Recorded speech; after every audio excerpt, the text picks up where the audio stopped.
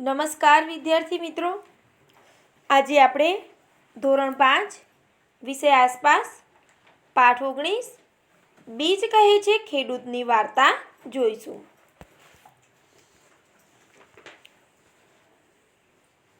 તો આપણે અહીંયા જોઈએ, બીજ કહે છે ખેડૂતની વાર્તા। હું બાજરીનું નાનકડું બીજ છું। બરાબર, બીજ કહે છે એક ખેડૂતની વાર્તા કે હું બાજરીનું નાનકડું બીજ છું। ઘણા વર્ષો પહેલાં ઈસવીસન 1940માં મને એક લાકડાની સુંદર પેટીમાં રાખવામાં આવ્યું હતું। ઘણા વર્ષ પહેલાંની વાત છે, ઈસવીસન 1940માં કે મને એક લાકડાની સુંદર પેટીમાં રાખવામાં આવ્યું હતું। મારે તમને મારી વાર્તા કહેવી છે। આ વાર્તા મારા એકલાની નથી, પણ મારા ખેડૂત ભાઈ દામજીભાઈ અને તેમના પરિવારની છે। જો હું આજે મારી વાત નહીં કહું તો પછી ક્યારેય નહીં કહી શકું। શું કહે છે? આ વાર્તા કંઈ મારા એકલાની નથી, પણ મારા ખેડૂત ભાઈ દામજીભાઈ અને તેમના પરિવારની છે। જો હું કે આમ આજે મારી વાત નહીં કહું તો ક્યારેય કહી નહીં શકું। હવે તેનો જન્મનું વાત કરવામાં આવી છે કે મારો જન્મ ગુજરાતના વાન ગામમાં થયો હતો। તે વર્ષે બાજરીનો પાક ખૂબ સારો થયો હતો। ગામમાં ઉત્સવ જેવું વાતાવરણ હતું। અમારો વિસ્તાર અનાજ અને શાકભાજી માટે ખૂબ જાણીતો છે કે બાજરીનો પાક ઘણો સારો થયો હતો। ગામમાં ઉત્સવ જેવું વાતાવરણ થઈ ગયું હતું કે અમારા વિસ્તારમાં અનાજ અને શાકભાજી માટે ખૂબ જાણીતો છે।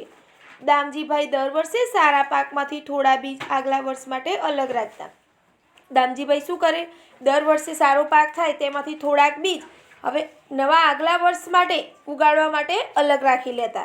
આ રીતે અમારા બીજનો વંશ આગળ ચાલતો। સુકાયેલી દૂધીને માટીનો લેપ લગાવી તેની અંદર સારા બીજને રાખવામાં આવતા। સુકાયેલી દૂધીને તેને ઉપર માટીનો લેપ લગાવી દેતા અને તેની અંદર સારા બીજને રાખવામાં આવતા। પરંતુ આ વર્ષે દામજીભાઈએ અમારા બીજને રાખવા માટે નાના નાના ખાનાવાળી લાકડાની મજબૂત પેટી બનાવી। શું કહે છે કે આ વર્ષે તો દામજીભાઈએ અમારા જેવા બીજને રાખવા માટે નાના નાના ખાનાવાળી એક લાકડાની મજબૂત પેટી જાતે બનાવી। અમને જીવજંતુથી સાચવવા માટે અમારી સાથે લીમડાના પાંદડા રાખવામાં આવ્યા અને પછી તે બીજ બગડે નહીં, આખું વરસ એવી જ રીતે પડી રહે તેથી તેમાં લીમડાના પાન મૂકવામાં આવ્યા। બીજા બીજમાં પણ લીમડાના પાંદડા મૂકવામાં આવ્યા। જુદા જુદા બીજને જુદા જુદા ખાનામાં મૂકવામાં આવ્યા। તે સમયે દામજીભાઈ અને તેમના પિતરાઈ ભાઈઓ સાથે રહેતા હતા। તે ખૂબ મોટો પરિવાર હતો। એ વખતે દામજીભાઈ અને તેમના પિતરાઈ ભાઈઓ સાથે રહેતા અને તે ખૂબ મોટો પરિવાર હતો। ગામના લોકો એકબીજાની મદદ કરતા। જ્યારે ખેતીનો પાક તૈયાર થઈ જતો ત્યારે બધા ભેગા મળીને કામ કરતા કે ગામના લોકો એકબીજાની મદદ કરતા અને જ્યારે ખેતીનો પાક તૈયાર થઈ જાય ત્યારે ભેગા મળીને સાથે તેઓ કામ કરતા, સાથે સાથે ઉત્સવ મનાવતા। તે સમયના ખોરાકની તો વાત જ શું કરવી! શિયાળાના તાજા શાકભાજીમાં મસાલા ભરી તેને એક માટલામાં ભરવામાં આવતા।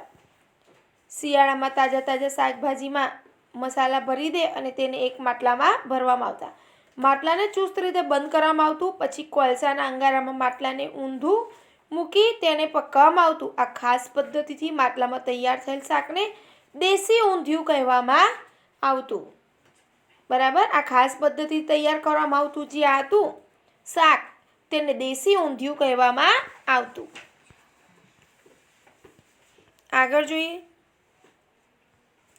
ઊંધિયાની સાથે માટીના ચૂલા પર બનાવેલ બાજરીના રોટલા ખાવામાં આવે અને આ ઊંધિયાની સાથે માટીના ચૂલા ઉપર બનાવેલ બાજરીના રોટલા બનાવવામાં આવતા। કેવો અદ્ભુત સ્વાદ! તેની સાથે ઘરમાં બનાવેલા માખણ, ઘી અને છાશ પણ હોય। ખેડૂતો ઋતુ પ્રમાણે જુદા જુદા પ્રકારના અનાજ અને શાકભાજી ઉગાડે છે। ખેડૂતો પોતાની જરૂરિયાત પ્રમાણે અનાજ, શાકભાજી ઘરમાં રાખી બાકીના શાકભાજી શહેરને વેપારમાં વેચી દેતા। શું કરતા કે જરૂરિયાત પ્રમાણેનું શાકભાજી અને અનાજ ઘરમાં રાખી લેતા અને બાકીનું શાકભાજી શહેરમાં વેપારીને વેચી દેતા। અનાજ અને શાકભાજી સિવાય ક્યારેક કપાસ પણ ઉગાડવામાં આવતો। કપાસમાં રૂના રેંટિયા ઉપર કાતવામાં આવતું। તેમાંથી તૈયાર થયેલ સૂતરમાંથી કાપડ બનાવવામાં આવતું કે અનાજ અને શાકભાજી સાથે સાથે કપાસ પણ ઉગાડવામાં આવતો। પછી કપાસના રૂને રેંટિયા ઉપર કાતવામાં આવતું અને તેમાંથી તૈયાર થયેલ સૂતરમાંથી કાપડ બનાવવામાં આવતું. આગળ છે કહો કે શું તમારા ઘરમાં રોટલી બને છે તે કયા અનાજમાંથી બને છે? કે તમારા ઘરમાં રોટલી બને છે કયા અનાજમાંથી બને છે? તો હા, અમારા ઘરમાં રોટલી બને છે ને તે રોટલી ઘઉંમાંથી બને છે. તમે બાજરી કે જુવારના રોટલા ખાધા છે? તમને કેવા લાગ્યા છે? જો તમે ખાધા હોય તો જવાબમાં તમે હા લખી શકો છો અને કેવા લાગ્યા તે પણ જણાવવાનું છે. આગળ ઊંધિયા જેવું શાક તમારે ત્યાં બનાવવામાં આવે છે. તેમાં કયા કયા શાકભાજીનો ઉપયોગ થાય છે? કે અહીંયા ઊંધિયા જેવું શાક કે તમારા ઘરમાં બનાવવામાં આવે છે? તો હા, તે મોટે ભાગે શિયાળામાં ઉત્તરાયણના દિવસે બનાવવામાં આવે છે. તો તેમાં બટાકા, રીંગણ, ટામેટાં, ગાજર, રવૈયા, મરચાં, લીલા ધાણા, આદુ, શક્કરિયા, રતાળું, સુરતી પાપડી વગેરે શાકભાજીનો ઉપયોગ થાય છે. આગળ છે શોધી કાઢો અને લખો. તમારા ઘરમાં અનાજ અને કઠોળનું જીવજંતુઓથી રક્ષણ કરવા શું કરવામાં આવે છે? કે તમારા ઘરમાં અનાજ અને કઠોળનું રક્ષણ કરવું હોય તો તેમાં શું કરવામાં આવે છે? તો અહીંયા હું મારી રીતે જવાબ બોલું છું કે મારા ઘરમાં અનાજ અને કઠોળનું જીવજંતુઓનું રક્ષણ કરવા માટે દિવેલમાં મોવામાં આવે છે અને તેમાં લીમડાના પાંદડા કે પારાની બનાવેલી ગોળીઓ પણ મૂકવામાં આવે છે. આગળ જુદી જુદી ઋતુઓમાં ખેતીને સંબંધિત કયા કયા તહેવાર ઉજવવામાં આવે છે તેમાંથી કોઈ પણ એક તહેવાર વિશે જાણકારી ભેગી કરો.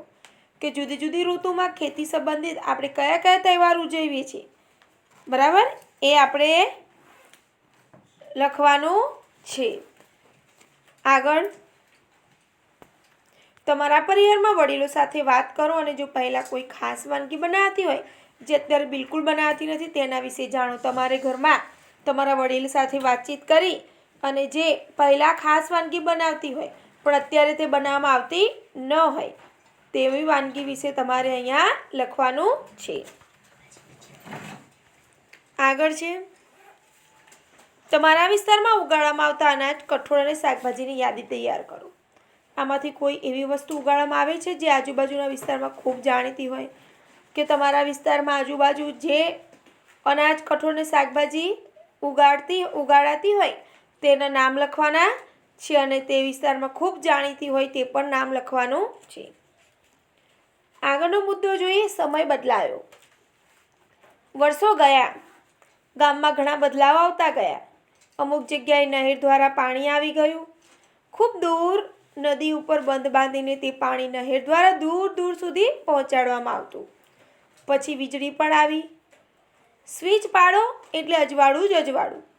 હવે ખેડૂતો ઘઉં અને કપાસ જેવા પાક લેવા લાગ્યા છે કારણ કે બજારમાં તેનો ભાવ સારો મળતો હતો. કે હવે તો ગામમાં વીજળી પણ આવી ગઈ. સ્વિચ પાડો એટલે અજવાળું થઈ જાય અને હવે તો ખેડૂતો ઘઉં અને કપાસ જેવા પાક પણ લેવા લાગ્યા કારણ કે બજારમાં તેનો ભાવ સારો મળતો હતો. એટલે બીજા પાક બાજરી, જુવાર અને શાકભાજી વાવવાનું બંધ કરી દીધું. હવે તો ખેડૂતો બીજ પણ બજારમાંથી ખરીદીને લાવે છે. લોકો કહે છે કે નવું બીજ છે, ઉત્પાદન સારું થાય એટલે જૂના બીજ રાખવાની કોઈ જરૂર નથી. બરાબર? સમય બદલાયો એટલે લોકો હવે જુવાર અને શાકભાજી વાવવાનું બંધ કરી દીધું અને ખેડૂતો બીજ પણ બજારમાંથી ખરીદીને લાવે અને લોકો શું કહે છે કે આ નવું બીજ છે અને નવું બીજ વાવીએ તો ઉત્પાદન પણ સારું થાય એટલે જૂના બીજ કોઈ સંગ્રહી રાખતું નથી. આગળ હવે ગામના લોકો સાથે મળીને રાંધીને કોઈ ખાસ દિવસ પર જ જમતા હતા. હવે ગામના લોકો ભેગા મળીને રાંધીને કોઈ ખાસ દિવસે જ સાથે જમે. જ્યારે તેઓ સાથે જમતા તેઓ જૂના દિવસો યાદ કરતા કે તે સમયે ખેતરના તાજા શાકભાજી અને અનાજમાંથી બનતો ખોરાક કેવો સ્વાદિષ્ટ હતો. કે જ્યારે તેઓ સાથે જમતા ત્યારે જૂના દિવસો યાદ કરતા અને કહેતા કે તે સમયે ખેતરના તાજા શાકભાજી અને અનાજમાંથી બનતો ખોરાક કેવો સ્વાદિષ્ટ લાગે છે. જ્યારે બીજ જ બદલાઈ ગયા તો ખોરાકનો તેવો સ્વાદ કેવી રીતે રહે? કે હવે તો બીજ જ બદલાઈ ગયા છે, તો હવે ખોરાકનો તેવો સ્વાદ રહ્યો નથી. દામજીભાઈ હવે વૃદ્ધ થઈ ગયા છે. દામજીભાઈ હવે ઘણી ઉંમર થઈ ગઈ છે તેમની. તેમનો પુત્ર હસમુખ ખેતર અને પરિવારનું ધ્યાન રાખે છે. હવે તેમનો પુત્ર હસમુખ ખેતર અને આખા પરિવારનું ધ્યાન રાખે છે. હસમુખ ખેતી દ્વારા ખૂબ જ પૈસા કમાય છે. તેણે જૂનું ઘર ફરી નવું બનાવડાયું. જૂનું ઘર હતું તેને ભાંગીને ફરી નવું બનાવડાયું. તેણે ખેતી માટે નવા નવા યંત્રો પણ ખરીદ્યા. કૂવામાંથી પાણી કાઢવા મોટર પંપ લગાવ્યો. શહેરમાં આવવા જવા માટે મોટરસાયકલ ખરીદી. ખેતર ખેડવા માટે ટ્રેક્ટર પણ વસાવ્યું. બળદોને જે કામ કરતા ઘણા દિવસ લાગતા તે કામ ટ્રેક્ટર એક જ દિવસમાં કરે છે. પહેલાં તો બળદો દ્વારા ખેતી થતી અને હવે બળદો જેટલા દિવસમાં બરાબર કામ કરે તે હવે ઘણા દિવસ લાગતા અને હવે તે કામ એક જ દિવસમાં ટ્રેક્ટર પૂરું કરી દે છે. આગળ જોઈએ. હસમુખ કહે છે, અમે ખેતી સમજી વિચારીને કરીએ છીએ. અમે ખેતરમાં એ જ ઉગાડીએ છીએ જેના ભાવ બજારમાં સારા મળતા હોય. કે અમે ખેતી સમજી વિચારીને કરીએ છીએ. અમે ખેતરમાં એ જ ઉગાડીએ કે જેના ભાવ અમને સારા મળે. ખેતીમાં થતા નફાથી અમારું જીવન ધોરણ સુધરે અને ધીમે ધીમે પ્રગતિ તરફ આગળ વધીએ છીએ. લાકડાની પેટીમાં ભૂલાઈને પડેલા મને અને બીજને શંકા હતી, શું આ પ્રગતિ છે? બરાબર, બીજ કહે છે જે બાજરીનું દાણો હતું તે, કે લાકડાની પેટીમાં ભૂલાઈને પડેલા મને અને બીજને શંકા હતી કે શું આ પ્રગતિ છે? અમે તો વિચારતા જ રહી ગયા, આ કેવી પ્રગતિ? અમને અને બળદોને સાવ નકામા કરી દીધા કે અમે જૂના બીજને આ લોકો ભૂલી જ ગયા છે અને બળદોને પણ ભૂલી ગયા છે. હવે ખેતરમાં ટ્રેક્ટર આવી ગયું એટલે અમારી તો કોઈ જરૂર જ નથી. સાથે ખેતરમાં કામ કરતા લોકો પણ બેરોજગાર થઈ ગયા. તેઓ કયું કામ કરીને પૈસા કમાશે? તેઓ શાના ઉપર જીવશે કે? બરાબર, કે જે બળદો કામ કરતા હતા ખેતર ખેડવાનું અને સાથે મજૂરો, તે હવે ટ્રેક્ટરોએ કામ લઈ લીધું છે. તો હવે જે બીજા લોકો હશે તે કેવા થઈ ગયા? બેરોજગાર. તેઓ શું કામ કરીને કે પૈસા કમાશે? અહીંયા ચર્ચા કરવાની છે કે બાજરીના બીજે દામજીભાઈ અને હસમુખની ખેતી કરવાની પદ્ધતિમાં કયો તફાવત જોયો? કે જેમ કે સિંચાઈ, ખેતર ખેડવું વગેરે તફાવત બરાબર કયા હતા? તો દામજીભાઈ ખેતી કરવાની પદ્ધતિ અને હસમુખની ખેતી કરવાની પદ્ધતિનો આપણે તફાવત જોઈએ. તો સૌથી પહેલાં દામજીભાઈની ખેતી કરવાની પદ્ધતિનો તફાવત જોઈએ આપણે. કે નંબર 1, દામજીભાઈ પરંપરાગત પદ્ધતિથી ખેતી કરતા. તેઓ ખેતરની ખેડ હળ અને બળદની મદદથી કરતા. તેઓ સાચવીને રાખેલા બીજ ખેતરમાં વાવતા. આથી પાક ઉત્પાદન પ્રમાણમાં ઓછું થતું. તેઓ કુદરતી ખાતરનો ઉપયોગ કરતા હતા. સારી ગુણવત્તાના બીજમાંથી ઉગેલા પાકને જીવજંતુથી નુકસાન થતું નહીં. તેઓ ઋતુ અનુસાર અનાજ અને શાકભાજી વાવતા હતા. તેઓ સિંચાઈ માટે કૂવામાંથી પાણી કોસ દ્વારા ખેંચી મેળવતા હતા. હવે હસમુખની ખેતી કરવાની પદ્ધતિ જોઈએ. તો હસમુખ આધુનિક પદ્ધતિથી ખેતી કરે છે. તે ખેતરની ખેડ ટ્રેક્ટરથી કરે છે, જેથી ઘણા દિવસોમાં થતું કામ એક દિવસમાં થાય છે. તે બજારમાંથી હાઇબ્રિડ બીજ ખરીદીને ખેતરમાં વાવે છે. આથી પાક ઉત્પાદન પ્રમાણમાં વધુ થાય છે. તે મોંઘા કૃત્રિમ ખાતરનો ઉપયોગ કરે છે. હાઇબ્રિડ બીજથી ઉગેલા પાકને જીવજંતુઓ સરળતાથી નુકસાન કરતા હોવાથી દવાઓનો છંટકાવ કરવો પડે છે. તે જેના ભાવ બજારમાં સારા મળતા હોય તેને જ ખેતરમાં ઉગાડે છે, જેમ કે ઘઉં અને કપાસ. તે સિંચાઈ માટે કૂવામાંથી પાણી મોટર પંપ દ્વારા ખેંચે છે અથવા તો નહેર દ્વારા મેળવે છે. તો આ તફાવત જોયો. આગળ છે હસમુખ કહેતો ખેતરમાંથી થયેલા નફાથી અમે પ્રગતિ કરી શકીએ છીએ. તો પ્રગતિથી તમે શું સમજ્યા? તો હસમુખ કહેતો કે ખેતરમાંથી થયેલો જે નફો હોય તેનાથી અમે પ્રગતિ કરીએ છીએ. તો પ્રગતિ એટલે તો આપણી કમાણીમાં વૃદ્ધિ થાય, ભૌતિક સુખ સગવડો સારી રીતે પ્રાપ્ત કરી શકીએ, અને આપણા જીવન ધોરણમાં ઉત્તરોત્તર સુધારો કરી શકીએ, અને એને આપણે કહીએ પ્રગતિ. લખો તમે તમારા ગામ કે વિસ્તારને કેવા પ્રકારની પ્રગતિ જોવા ઈચ્છો છો. બરાબર, એ તમારે અહીંયા લખવાનું છે. આગળ છે વધુ અને વધુ ખર્ચાઓ. છેલ્લા 20 વર્ષોમાં તો વધુ બદલાવ આવ્યા છે. ગાયો અને બળદો વગર ખેતરમાં ખાતર માટે છાણ પણ હતું નહીં, કે ગાય અને બળદનો હવે ઉપયોગ ઓછો થઈ ગયો. આથી ખેતરોમાં ખાતર માટે છાણ પણ ઓછું હતું. હસમુખે મોંઘા ખાતર ખરીદવા પડતા હતા. નવા પ્રકારના બીજ એવા હતા કે પાકને જીવજંતુઓ સરળતાથી નુકસાન કરતા હતા. પાકને જીવજંતુઓથી બચાવવા માટે દવાઓનો છંટકાવ પણ કરવો પડતો હતો. આગળ જોઈએ. અને તેની ગંધ કેવી ખરાબ હતી. જે જંતુનાશક દવાઓ છાંટવામાં આવતી કે તેની ગંધ પણ કેવી ખરાબ. અને હસમુખના મોટા ભાગના પૈસા દવા, ખાતર અને બિયારણ પાછળ ખર્ચ થવા લાગ્યા. નહેરના પાણી પણ ઓછા થવા લાગ્યા. બધા ખેડૂતો જમીનમાં ઊંડે સુધી બોરવેલ કરી મોટર પંપથી પાણી ખેંચવા લાગ્યા. કે દવા, ખાતર, બિયારણ એ બધા પાછળ પૈસાનો ખર્ચ થાય, અને નહેરનું પાણી પણ ઓછું થવા લાગ્યું, અને ખેડૂતો બધા બોરવેલ કરીને મોટર પંપ દ્વારા પાણી ખેંચવા લાગ્યા. ખર્ચા ઉપર ખર્ચા વધતા જ ગયા. ખર્ચને પહોંચી વળવા માટે બેંકમાંથી લોન લેવામાં આવતી. હવે ખર્ચો વધુ થઈ જાય તો તેને પહોંચી વળવા બેંકમાંથી લોન લેતા. જે નફો થતો તે લોન ભરવામાં જ જતો રહેતો. હવે નફો જે થાય તે લોન ભરવામાં જાય. એટલે કપાસના ભાવ પહેલાં જેવા ઊંચા ન હતા. જમીન પણ પહેલાં જેવી ન હતી.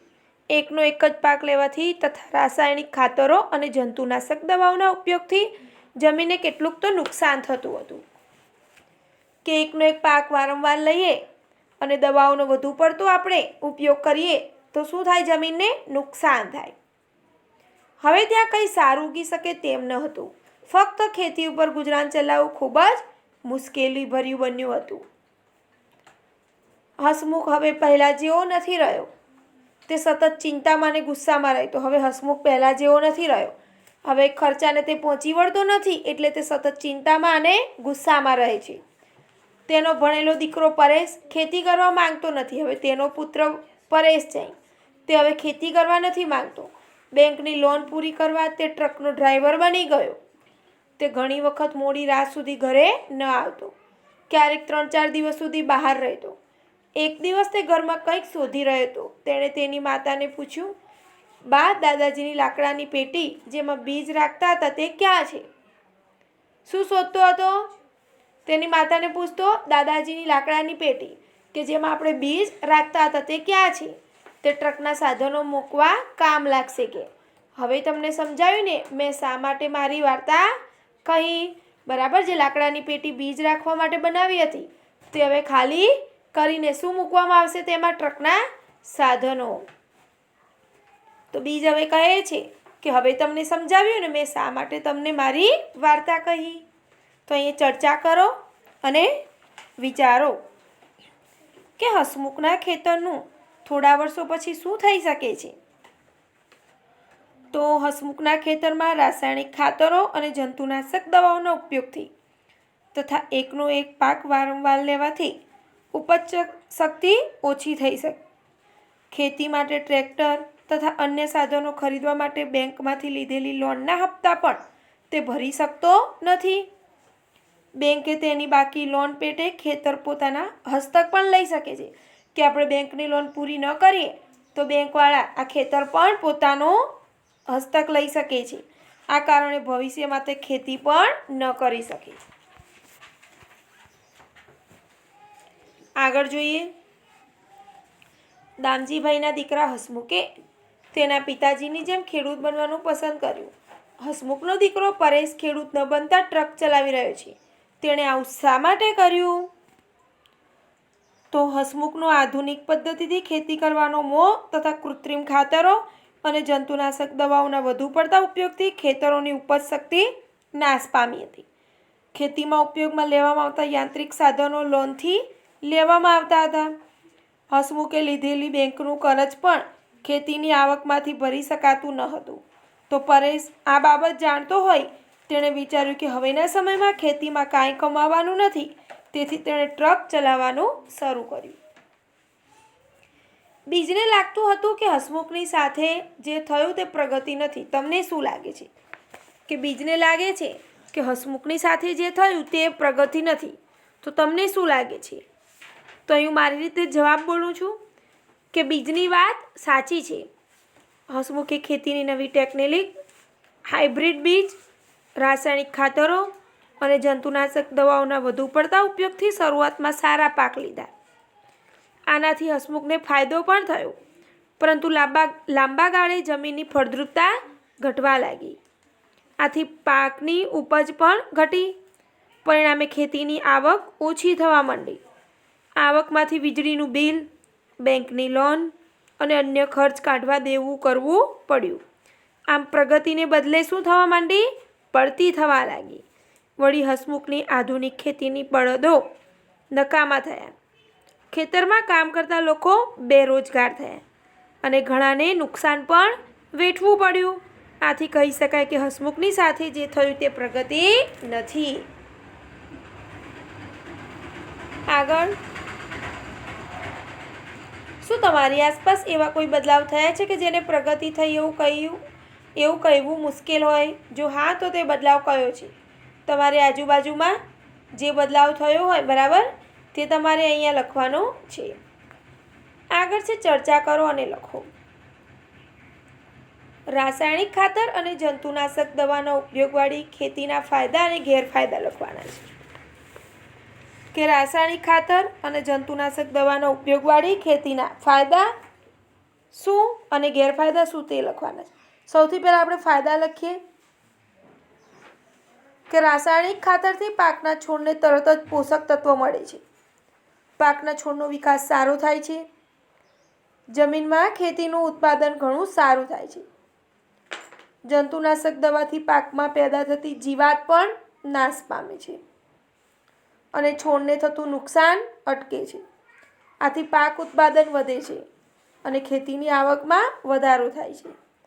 હવે રાસાયણિક ખાતર અને જંતુનાશક દવાનો ઉપયોગવાળી ખેતીના ગેરફાયદા લખીએ કે રાસાયણિક ખાતરના વધુ પડતા ઉપયોગથી લાંબા ગાળે જમીનની ઉપજ શક્તિ નાશ પામે છે. ધીમે ધીમે ખેતીના પાકમાં આવકમાં પણ ઘટાડો થાય છે. લાંબા સમયે જમીન રસકસ વગરની થઈ જાય છે અને પાકની ઉપજ ઘટે છે. જંતુનાશક દવાઓના ઉપયોગથી જમીનમાં રહેલા જંતુઓ અને અળસિયા વગેરે નાશ પામે છે, જેને લીધે જમીનનું બંધારણ પણ બગડે છે. જંતુનાશક દવાઓ વરસાદના પાણીમાં ઓગળી જમીન અને પાણીને પણ દૂષિત કરે છે. લાંબા ગાળે જમીનનું બંધારણ બગડે છે અને જમીન સખત અને બિનઉપજાઉ બને છે. આગળ છે સજીવ ખેતીના ફાયદા લખો. સજીવ ખેતી એટલે રાસાયણિક ખાતર, જંતુનાશક દવા અને હાઇબ્રિડ બિયારણના ઉપયોગ વગર કરવામાં આવતી ટકાઉ ખેતી. તો એ ખેતીના ફાયદા આપણે અહીંયા કે જમીનની ભૌતિક, રાસાયણિક અને જૈવિક સ્થિતિ સુધરે છે. પાકની ફળદ્રુપતા જળવાય છે. જમીનમાં ભેજ જળવાય છે. જમીનમાં ખેડ ઊંડી થાય છે.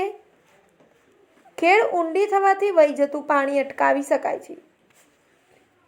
જમીનમાં રહેલા ખેતીના ઉપયોગી જીવજંતુઓને પણ ખોરાક મળે છે. તેનાથી જમીનમાં તેની વસ્તી વધે છે અને જમીન પોચી થાય છે. પાકને અનુકૂળ વાતાવરણ પૂરું પડાય છે. ખેતરનો કચરો, અવશેષ વગેરે સેન્દ્રિય ખાતર તરીકે ઉપયોગમાં લઈ શકાય છે. તેનાથી જમીન તેનું સત્વ જાળવી રાખે છે. ક્ષારીય જમીનનું બંધારણ પણ જળવાય છે. સાત્વિક અને સ્વાદિષ્ટ શાકભાજી અને ફળો મેળવી શકાય છે. પાકનું સારું ઉત્પાદન હોવાથી બજારનો ભાવ પણ સારો મળે છે. અહીંયા પ્રોજેક્ટ કરવાનું છે કે તમારા મનમાં ખેતીને લગતા કયા કયા પ્રશ્નો ઉદ્ભવે છે. જૂથમાં ભેગા મળી પ્રશ્નો બનાવો અને જુદા જુદા ખેડૂતોને મળીને જવાબ મેળવો. જેમ કે ખેડૂત વર્ષમાં કેટલી વખત પાક લે છે, કયા કયા પાકની ખેતી કરે છે, કઈ ખાતર દવા વાપરે છે અને પાકને કઈ રીતે કેટલું પાણી આપે છે, તે તમારે પ્રોજેક્ટ બનાવીને લખવાનું છે. આગળ છે તમારી આસપાસના ખેતર કે વાડીની મુલાકાત લો અને તેનું અવલોકન કરો અને ત્યાંના લોકો સાથે ચર્ચા કરો અને અહેવાલ તૈયાર કરો કે તમારી આજુબાજુ ખેતર કે વાડી હોય તેની મુલાકાત લેવાની છે, અવલોકન કરવાનું છે અને ત્યાંના લોકો સાથે ચર્ચા કરવાની છે અને આખો અહેવાલ તમારે તૈયાર કરવાનો છે. આગળ જોઈએ, ધોરણ 5માં ભણતા વિદ્યાર્થીઓએ ભાસ્કરભાઈની વાડીની મુલાકાત લીધી અને તેનો અહેવાલ લખ્યો. તમે પણ વાંચો. તો અહીંયા ભાસ્કરભાઈની વાડી છે, તેની મુલાકાત લીધેલી છે અને અહેવાલ લખેલો છે. તે અહેવાલ આપણે જોઈએ. દહેરી ગામ. અમે દૂરથી નાળિયેરના ઝાડ જોયા. બાપ રે, એક નાળિયેરના ઝાડ પર કેટલા બધા નાળિયેર! એક નાળિયેરનું ઝાડ હોય તેના ઉપર ઘણા બધા નાળિયેર કે! અમને લાગ્યું કે તે બજારમાં મોંઘા રાસાયણિક ખાતર દવા વાપરતા હશે, પરંતુ વાડીમાં જોયું તો ખૂબ આશ્ચર્યચકિત થઈ ગયા. બધી જ જમીન પર સુકાયેલા પાંદડા, જંગલી છોડ અને ઘાસ પાથરેલું હતું. કેટલાક છોડ ઉપર સુકાયેલી ડાળીઓ જોઈને લાગ્યું કે જીવજંતુ ખાઈ ગયા હશે. ક્યાંક ક્યાંક રંગબેરંગી પાંદડાવાળા છોડ જોયા. આવું કેમ થયું હશે? તો ભાસ્કરભાઈએ કહ્યું કે આ ક્રોટોનનો છોડ છે. તેના મૂળ જમીનમાં ઊંડે સુધી જઈ શકતા નથી. ક્રોટોનનો છોડ હતો. તેના મૂળ જમીનમાં ઊંડે સુધી નથી જઈ શકતા. તેના પાંદડા કરમાવા લાગે ત્યારે અમને ખબર પડી જાય કે તેને પાણીની જરૂર છે. તેમણે કહ્યું કે અમે ફેક્ટરીમાં બનેલા ખાતરનો ઉપયોગ નથી કરતા. તેમની જમીન ફળદ્રુપ છે કારણ કે લીલા સૂકા પાંદડા, ઘાસ ચડવાથી અને અળસિયાથી જમીન ખૂબ સારી બને છે. અમે ધ્યાનથી જોયું તો ઘણા બધા અળસિયા જોવા મળ્યા. ભાસ્કરભાઈએ જણાવ્યું, અળસિયા જમીનની અંદરથી ખોદ્યા કરે છે. તેઓ જમીનમાં એક જગ્યાએથી બીજી જગ્યાએ ફરતા રહે છે અને તેના કારણે જમીન કેવી બની જાય છે? પોચી બને છે. તેમના મળથી જમીન ફળદ્રુપ બને છે અને હવા તથા પાણી સરળતાથી જમીનમાં જઈ શકે છે. અળસિયા જમીનમાં એક જગ્યાએથી બીજી જગ્યાએ જાય. આથી હલનચલનથી જમીન ઉપર નીચે થઈને પોચી બને છે. તેમના મળમૂત્રને કારણે જમીન ફળદ્રુપ બને છે અને જે જમીન પોચી બને તો તેની અંદર હવા અને પાણી સરળતાથી અંદર ભળી જાય છે. પ્રવીણે શહેરમાં રહેતા પોતાના કાકા વિશે વાત કરી. તેણે બગીચામાં એક ખાડો ખોદીને તેમાં અળસિયા રાખ્યા છે. રસોડામાં વધેલો ખોરાક, શાકભાજી અને ફળોની છાલ, પાંદડા વગેરે તે ખાડામાં નાખે છે. અળસિયા તે બધાને કુદરતી ખાતરમાં ફેરવી નાખે છે. તે ખાતર બીજા છોડવાઓને આપવામાં આવે છે જેથી તેમનો વિકાસ સારો થાય છે અને તેમને બજારમાંથી ખાતર લાવવું પડતું નથી. તો જોયું ને કેવી રીતે મફતમાં ખાતર તૈયાર થાય છે. પછી અમે વાડીમાં ઉગેલા ફળો ખાધા. કેવા સ્વાદિષ્ટ ફળો હતા! ખરેખર એક અલગ પ્રકારની ખેતી વિશે જાણીને ખૂબ મજા આવી. આગળ છે બાજરીના બીજની સફર ખેતરથી થાળી સુધી. ચિત્રને જુઓ. દરેક ચિત્રમાં તમે શું જોઈ શકો તે કહો. કે ચિત્ર 1માં બાજરીના ડુંડા ખાંડણિયામાં રાખ્યા. તેને સાંભેલા વડે ખાંડવામાં આવે છે જેનાથી ડુંડામાંથી દાણા અલગ પડી જાય. અલગ કરેલા બાજરીના દાણા તમે ચિત્ર 3માં જોઈ શકો છો. આજે આ કામ હાથથી નહીં પરંતુ મોટા થ્રેશરથી કરવામાં આવે છે જેને આપણે ટેકનોલોજી કહે છે. પહેલાં તો હાથથી ડુંડામાંથી અનાજ છૂટું પાડવામાં આવતું. હવે તે કામ કોણે લઈ લીધું? થ્રેશરે. તો જેને આપણે આજની ટેકનોલોજી કહી શકીએ. ચિત્ર 1માં થડ કાપવામાં કઈ ટેકનોલોજીનો ઉપયોગ થઈ શકે છે? કે ચિત્ર 1 જુઓ કે તેમાં કઈ ટેકનોલોજીનો ઉપયોગ થઈ શકે છે તેનો આપણે જવાબ લખવાનો છે. તો ખેડૂત ખેતરમાં બાજરી ઉગાડે છે અને બાજરીનો પાક તૈયાર થાય છે ત્યારે બાજરીના ડુંડામાંથી બાજરાના દાણા હોય છે તો ખેડૂત દાંતરડા વડે ડુંડા કાપી લે છે. આગળ કે છોડનું થડ કાપવામાં દાંતરડાનો ઉપયોગ થાય છે. આધુનિક મોટો કમ્બાઈન હાર્વેસ્ટર વડે છોડને થડ સાથે કાપવામાં આવે છે અને ડુંડામાંથી અનાજ છૂટું પડી સ્વચ્છ બને છે અને છોડના ભાગ અલગ અલગ થાય છે, જે આધુનિક ટેકનોલોજી છે. આગળ ચિત્ર 4માં તમારા વિચારે ચક્કીમાં શું થઈ રહ્યું છે? તો અહીંયા ચિત્ર 4માં ચક્કીમાં બાજરીને દળવામાં આવી રહી છે, તેમાંથી બાજરીનો લોટ બને છે. ચિત્ર 5 અને 6માં કઈ પદ્ધતિથી કણક તૈયાર કરવામાં આવે છે, એટલે કે બાંધેલો લોટ? તો ચિત્ર 5 અને 6માં લોટને તાસકમાં રાખવામાં આવે છે અને તેમાં પાણી મેળવી હાથથી ગૂંદવામાં આવે છે અને ચિત્ર 6માં ગુંદીને તૈયાર કરેલો બાંધેલો લોટ દેખાય છે.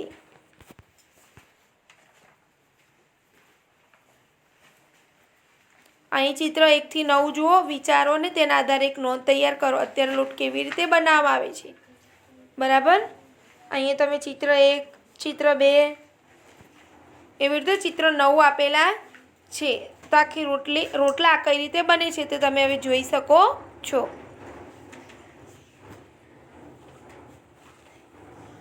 તો હવે આપણે આ પાઠમાંથી શું શીખ્યા તે જોઈએ કે આપણા ખોરાકમાં ઘણા બધા બદલાવ આવ્યા છે. તેવું કેવી રીતે કહી શકો છો કે બાજરીના બીજની વાર્તા અને વડીલો પાસેથી મળેલી જાણકારીને આધારે લખો. તો આપણા ખોરાકમાં ઘણા બધા બદલાવ આવ્યા છે. પહેલાંના લોકો જુદા જુદા અનાજની રોટલી કે રોટલા ખાતા હતા, પરંતુ આજે ઘઉંની નાની રોટલી બનાવવામાં આવે છે.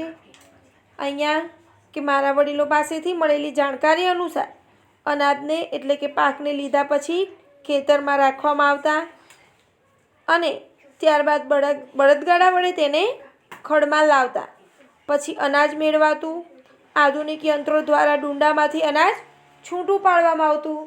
પહેલાં લોકો ઘેર હાથથી ચાલતી ઘંટી રાખતા અને બે ગોળ પથ્થર વચ્ચે અનાજને દળીને તેનો લોટ બનાવતા હતા. હવે આજે તે ઇલેક્ટ્રિક ઘરઘંટીએ લીધું છે. તેને રાખીને અનાજ દળવામાં આવે છે. હવે તો તૈયાર લોટના પેકેટ પણ બજારમાં મળે છે. આજનું બાળક કદાચ અનાજને ઓળખી પણ શકતો નથી અને પહેલાંના સમયના લોકો ખોરાક કરતાં આજની પેઢીના ખોરાકમાં ઘણો બદલાવ અને ઘણું અંતર જોવા મળે છે. હવે લોકો તૈયાર ખોરાકને કે પેકેટવાળા ખોરાકને પસંદ કરે છે, જેવા કે નૂડલ્સ, પાસ્તા, બ્રેડ, નાસ્તાના પડીકા વગેરે. તો આધુનિક નારીને પરંપરાગત ભોજન બનાવવું પણ ખૂબ જ કઠિન લાગે છે. લાંબા ગાળે કદાચ એ પણ ભૂલી જવાશે, કારણ કે આજની પેઢી ઘર કરતાં બહારના રેસ્ટોરન્ટમાં જમવાનું વધુ પસંદ કરે છે. જો બધા જ ખેડૂતો એક જ પ્રકારના બીજ વાવે અને એક જ પ્રકારની ખેતી કરે તો શું થાય? કે જો બધા જ ખેડૂતો એક જ પ્રકારના બીજ વાવે અને એક જ પ્રકારની ખેતી કરે તો શું થાય? તો બધા લોકોને જુદી જુદી વસ્તુઓ ખાવાની ન મળે, જેથી તેના તરફ અરુચિ પેદા થાય. ખેડૂતોને પણ ખેતીના પાકની સારી આવક ન મળે, કેમ કે ઉત્પાદન વધુ હોય ત્યારે જ ભાવ નીચા જાય. લોકોને ભોજન એ જિંદગીની આવશ્યકતા છે. તેથી આવી પરિસ્થિતિ થાય તો લોકોને ભોજન પ્રત્યે રુચિ ઓછી થઈ જાય. એકનો એક પાક બધા જ ઉગાડે તો બરાબર, તો આપણને તે પાક પ્રત્યે પણ અને પાકમાંથી બનતું જે જમવાનું છે તેના પ્રત્યે આપણને અરુચિ પેદા થાય છે. તો વિદ્યાર્થી મિત્રો, અહીં આપણો આ સંપૂર્ણ પાઠ સમાપ્ત થાય છે. આ પાઠમાં આવતા પ્રશ્નો પ્રશ્નોના જવાબનો અલગથી વિડીયો તૈયાર કરેલ છે, જે તમે આ ચેનલની પ્લેલિસ્ટમાં જઈને જોઈ શકો છો. ધન્યવાદ.